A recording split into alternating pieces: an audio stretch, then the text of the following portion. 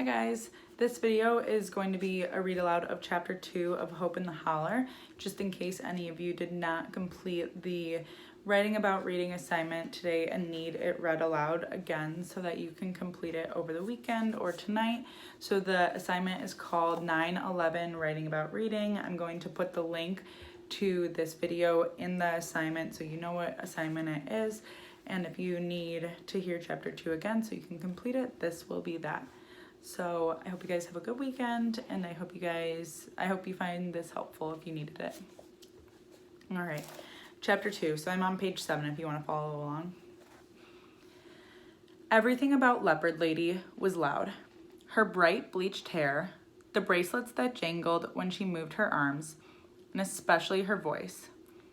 Half of Castle Fields was probably outside our trailer listening to our business.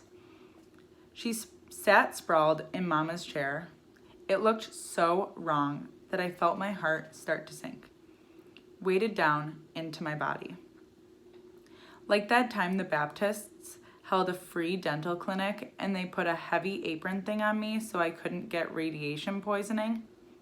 They ought to make an apron to guard against people poisoning.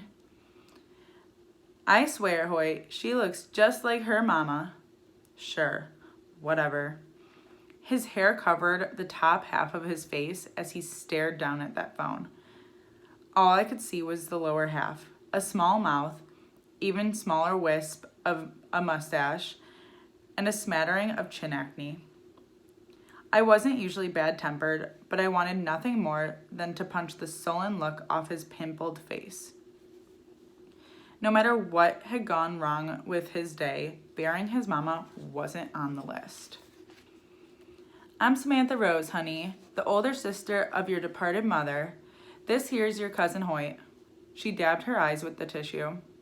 I can't believe we had to meet under these terrible circumstances. She stood up and grabbed me in a big bear hug. My head was smashed into the leopard bosom, and I got a nose full of onions and stale smoke before Mrs. Chipman cleared her throat and Samantha Rose released me. Wavy, have a seat. Mrs. Chipman motioned me towards the couch and waited until I was perched on its edge. So it seems like your aunt has made a request for guardianship. Isn't that good news? I pulled the list out of my pocket and laid it on my lap. Mama didn't mention anything about an aunt on this. What's that? Samantha Rose asked. She held out her beefy hand. Can I read it? I couldn't see a way to refuse, so I handed it over. Samantha Rose's lips moved as she read. Well, right here it mentions my mama's flowers. If that don't tell you she was longing for her family, I don't know what would. Maybe a line saying she was longing for her family? I asked. Sometimes you gotta point out the obvious. Samantha Rose frowned, but I kept going. Why didn't Mama mention having a sister before? I asked Mrs. Chipman. When she filled out the paperwork. For all we knew, this woman was a crazy child abductor who trolled cemeteries. Wavy's right. Our first priority when finding a home for children is to place them with family, Mrs. Chipman said. We asked Renelda if she had relatives, and she said there was no one. Samantha Rose folded the note carefully and handed it back. Unfortunately, me and Renelda had a falling out a few years ago. She probably figured we wouldn't help. And now it's too late to make up with her and say all the things I wanted to say to my little sister. She blew her nose with a loud honk. But I can make it up to her, and I can take care of her sweet baby girl. Mrs. Chipman's cell phone rang. Excuse me, this will be the office. Samantha Rose stared at me through lashes thick with mascara. For somebody who had been so upset, she didn't have any black streaks on her cheeks to show for it. It's like seeing a young Renelda again. That reminds me. She picked up a hot pink purse the size of a toaster oven from the floor near her feet and plopped it into her lap. After a few seconds of searching, she handed me a photo album. It was small and plastic with the word photo written in fancy script on the front. I opened the cover and sure enough, there was Mama's face staring back. Young. Younger even than I was now, but it was her. I flipped through the pictures. Mama as a toddler in a blow-up swimming pool. Mama in a faded sundress drinking an ale-8 on the front porch.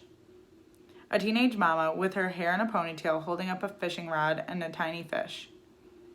I dropped the album onto the couch beside me, dizzy. There was a whole life between those plastic covers that I'd never known existed. I think she's gonna pass out, Hoyt said. Cool. Hoyt, shut your pie hole. Samantha Rose leaned forward in the chair and patted my knee. You'll be okay, sugar. It just takes some getting used to. I know. Mrs. Chipman walked back into the room. Everything seems to check out, Wavy. Your aunt and uncle were approved as temporary guardians for you this morning. She smiled like she had just delivered great news. I could practically see the relief coming off of her in waves. Problem solved. The problem, of course, had been what to do with me. I hadn't liked it when Mama talked about what would happen if she died, but she'd insisted on being prepared. Hannah and her granny had been plan A. Mrs. Watkins had agreed to be my guardian, but then 2 weeks before Mama died, Hannah's own mother had shown up with an old boyfriend and a new baby. There wasn't any room for another mouth to feed in their small trailer, and Mama was gone before she could make a plan B. I'm going with them? Yes, I've been instructed to release you to your family for the time being, she smiled, but I'll be in touch soon to make sure this is a suitable arrangement. Mrs. Chipman and Samantha Rose talked, ironing out all the details. I flipped through the photo album again, looking at Mama's face.